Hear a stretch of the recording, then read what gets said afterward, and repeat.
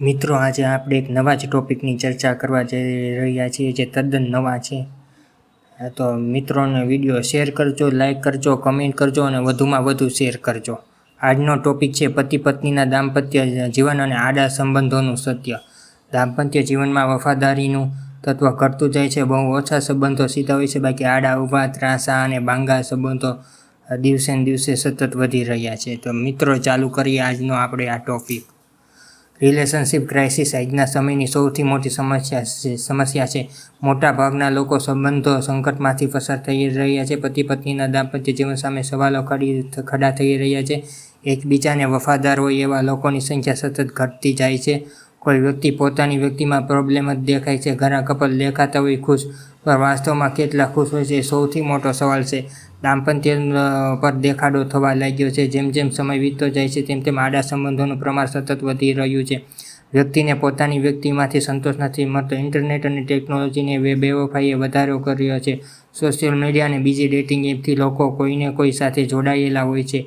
Fantasy માટે પણ લોકો બીજા સંબંધો બાંધવા લાગ્યા છે. દાંપત્ય જીવન વિશે એવું કહીએ તો જરાય છોછ નથી કે વ્યક્તિ માત્ર તમારી જોઈએ અને તમે નસીબદાર છો.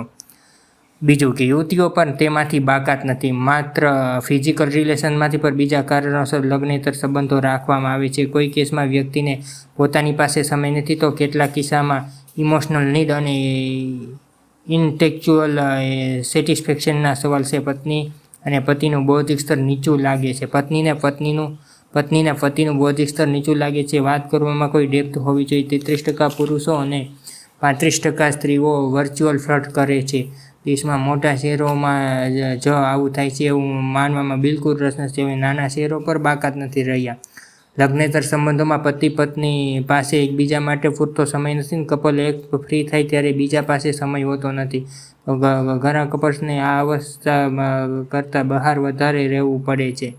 વર્કિંગ વુમન કપલ આ અવસ્થા ઘર કરતાં બહાર વધારે રહેવું પડે છે. કપલના રસના વિષયો જુદા જુદા છે. પતિ પત્ની એકબીજાને શોખ અપનાવતા નથી અને મને ગમે છે તે જ હું કરવાની છું.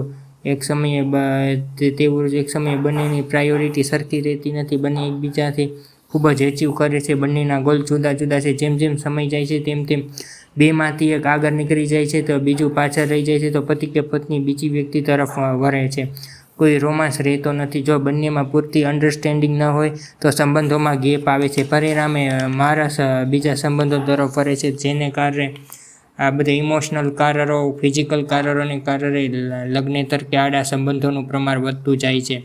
તો મિત્રો, પતિ પત્નીએ બંનેને અન્ડરસ્ટેન્ડિંગ બને તેટલું કેળવવું જોઈએ, સંવાદ કરવો જોઈએ, પોતાની ભૂલ સમજાવવી જોઈએ અને પ્રાયોરિટી આપવી જોઈએ. તો જ લગ્નેતર આડા સંબંધોથી ટકી શકાય અને એકબીજાની સાથે રહી શકાય. તો મિત્રો, આજનો આ વિડીયો કેવો લાગ્યો શેર કરજો, લાઈક કરજો, કમેન્ટ કરજો અને બીજા મિત્રો સુધી પહોંચાડજો. Thank you.